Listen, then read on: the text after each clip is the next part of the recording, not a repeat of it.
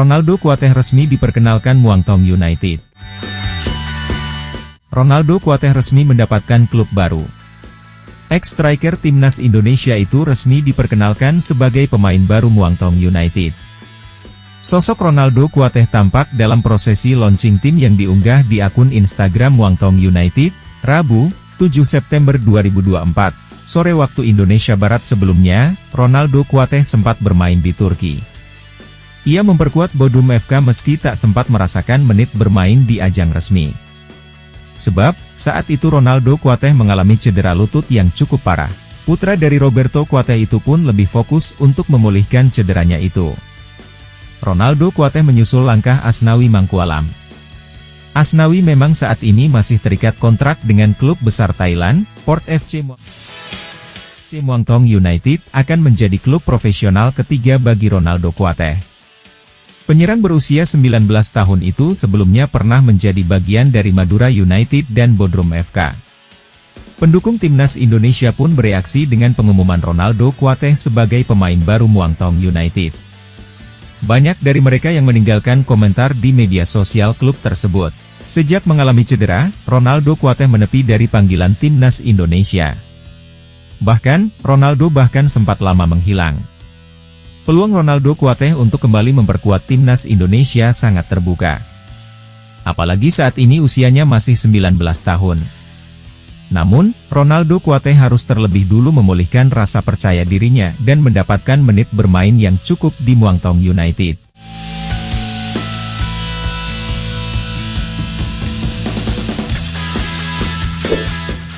Bisakah Yeom Ki-hun bikin striker timnas Indonesia jadi tajam? Shin Tae-yong akan kembali punya asisten pelatih yang fokus mengurus ketajaman lini depan timnas Indonesia, Yeom Ki-hun. Bisakah Yeom Ki-hun membuat lini depan tim merah putih jadi klinis di depan gawang lawan? Jika berkaca dari periode 2021 hingga 2022 ada kans performa jajaran lini serang menajam. Pada September 2021, Shin kedatangan dua asisten pelatih baru, Shin Sang-gyu dan Zenan Radonjic. Dari dua asisten ini, Radonjic diberi tugas khusus untuk mempertajam kinerja barisan depan timnas. Lini depan jadi perhatian, sebab saat itu Shin menilai tak ada striker yang menonjol. Radonjic mulai bertugas menjelang Piala AFF 2020-2021. Hasilnya, meski belum ada striker yang menonjol, 20 gol dilesakan dalam 8 pertandingan Piala AFF 2020.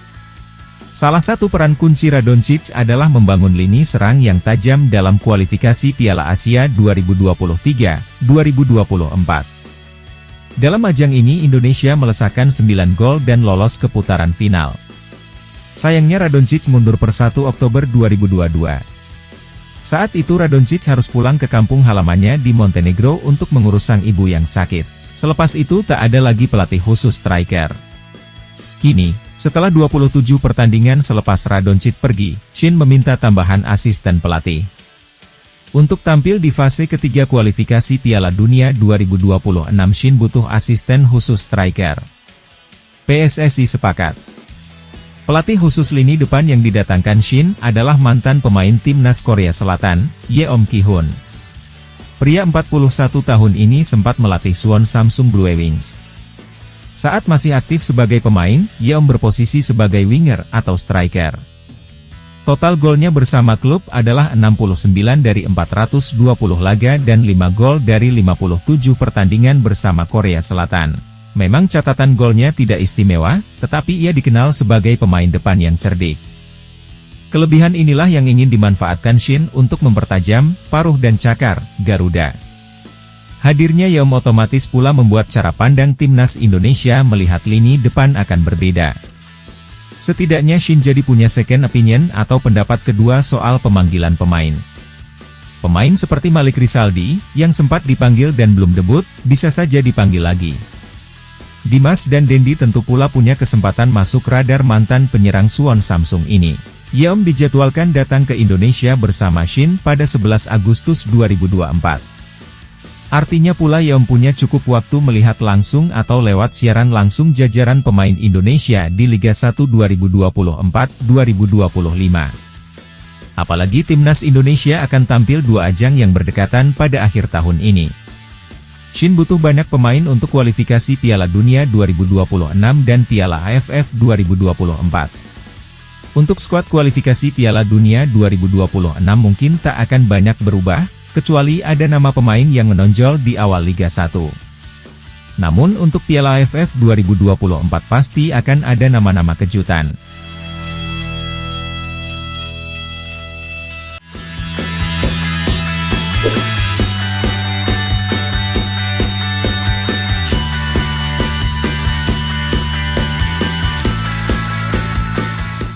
Lima pemain timnas Indonesia yang punya lemparan maut. Timnas Indonesia punya salah satu kemampuan unik, yakni pemain yang mampu melakukan lemparan jauh berbahaya bagi lawan. Lemparan jauh biasa dilakukan dalam skema menyerang. Biasanya pelempar langsung mengarahkan bola ke zona pertahanan lawan, bahkan ke dekat kotak penalti. Bukan tanpa alasan lemparan jauh bisa jadi senjata yang mematikan. Kecepatan yang berpadu dengan akurasi tinggi dapat membuat luncuran bola setara dengan sepak pojok atau tendangan bebas.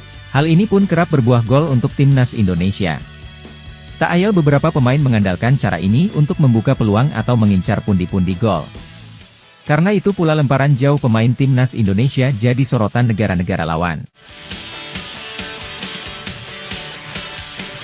Berikut 5 pemain timnas Indonesia yang punya lemparan maut. 1. Pratama Arhan. Pratama Arhan jadi pemain yang paling disorot jika membicarakan lemparan jauh pemain timnas Indonesia. Kemampuan ini nyaris selalu dilakukan Arhan saat punya kesempatan. Kemampuan lemparan Arhan pun berkali-kali berbuah gol untuk timnas Indonesia. Setidaknya ada 7 momen yang tercatat saat gol skuad Garuda berawal dari lemparan Arhan. Momen pertama yang tercatat ketika gol Indonesia ke gawang Timor Leste pada 10 Mei 2022. Kemudian ada pula gol ke gawang Curaçao, Filipina, Vietnam, 2 kali, Yordania, Jepang.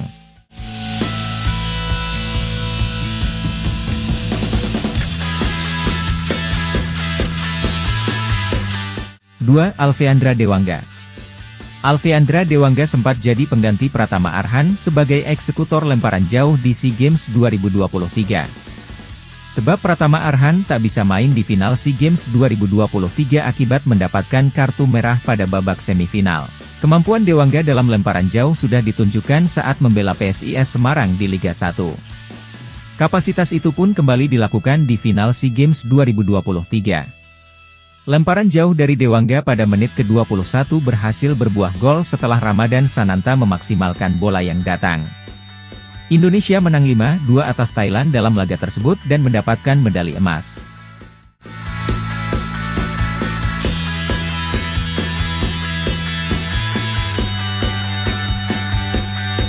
3. Robby Darwish. Pemain muda timnas Indonesia, Robby Darwish juga memiliki kualitas dalam lemparan jauh. Kemampuan itu ditunjukkan Robby dalam pertandingan timnas U20 lawan Moldova pada 2022 lalu. Lemparan Robby Darwish jadi awal mula tercipta gol kedua timnas Indonesia U20 ke gawang Moldova. Bola yang meluncur deras membuat kiper Moldova melakukan blunder dan gagal melakukan antisipasi. Bola kemudian jatuh ke kaki Muhammad Ferrari yang dengan mudah melepaskan tembakan ke gawang untuk menambah torehan gol untuk Indonesia.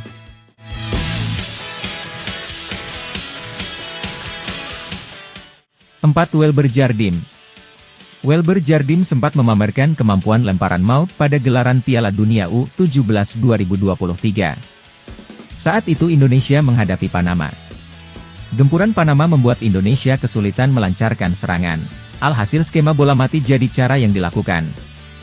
Lemparan Welber Jardim sempat membahayakan lawan di dalam kotak penalti mereka. Sayangnya upaya tersebut tidak berbuah gol.